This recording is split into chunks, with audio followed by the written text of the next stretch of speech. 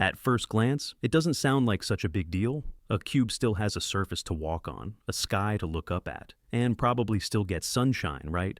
But the moment you take a closer look, things start to unravel, like dramatically.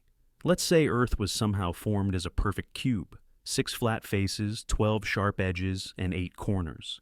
Each face is like a giant continent, a vast square plane stretching out until it suddenly drops off into an edge.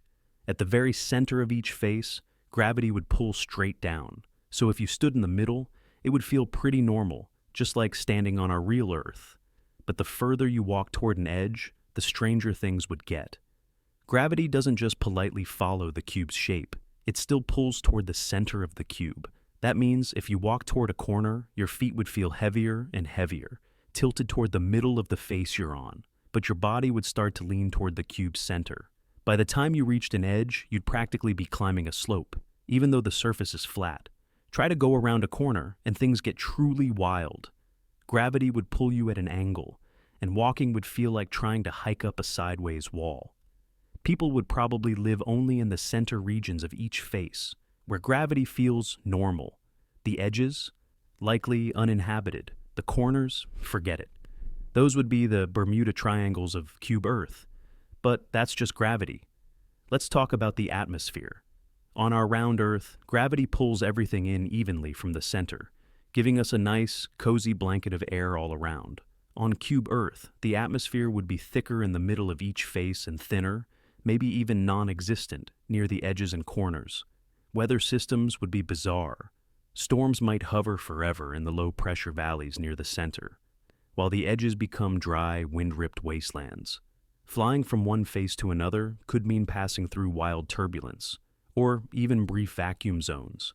Airplanes might need special routes, or avoid corners entirely. Sunlight would behave differently too. On a spherical Earth, day and night sweep smoothly across the surface. But with a cube, only one face at a time can get full sunlight. Imagine it. When the top face is basking in daylight, the sides are dim, shadowy twilight zones, and the bottom, pitch black. If the cube rotated like our Earth does, each face would get its turn in the sun, but the transitions would be abrupt. Picture an entire square continent snapping into sunrise like a switch was flipped. Harsh daylight, then sudden night. No gentle dusk or dawn. That would wreak havoc on biology. Plants would have to adapt to sudden, extreme changes in light.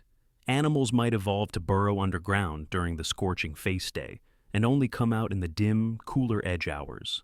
Humans might invent megablinds and underground cities to escape the light switch lifestyle. And then there's water. On round Earth, gravity pools water into oceans. On Cube Earth, water would gather near the center of each face, pulled down by gravity, forming deep, bowl-like seas.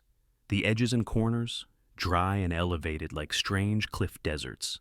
Rivers wouldn't just flow toward the sea. They'd curve inward as if spiraling down a sink.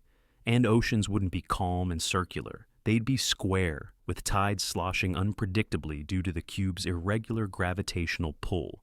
Of course, tectonic activity would also be different. On our Earth, plate movements are somewhat balanced by the spherical shape. On Cube Earth, those stress points would likely gather near the edges and corners, making them prone to massive earthquakes and volcanic activity. That's right. Our planet's corners might constantly spew lava, like terrifying volcanic horns. As for life, could it still evolve? Maybe, but it would look vastly different. Plants and animals would likely adapt to local gravity tilts. Trees might grow slightly bent, leaning toward the center of the face. Birds would struggle near the edges, where air is thinner and gravity weird. Humans might divide into 6 face nations, each adapted to its own face's gravity and daylight patterns.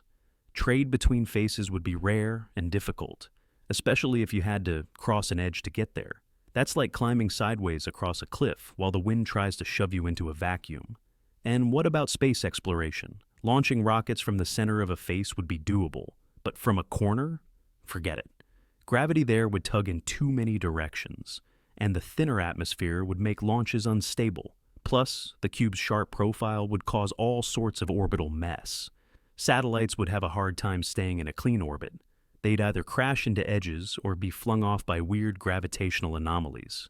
GPS would be a nightmare. But perhaps the biggest change wouldn't be physical. It would be cultural. Imagine growing up knowing your planet has edges and corners, that there's a literal end of the world you can walk to, that your face isn't the only one. 5 others exist, each under the same sun, with their own people, air, and light patterns. Myths would spring up about what lies beyond the edges. Maybe explorers would risk it all to climb the corner cliffs and see what's on the other side. One thing's for sure, life on a cube-shaped Earth would be anything but flat.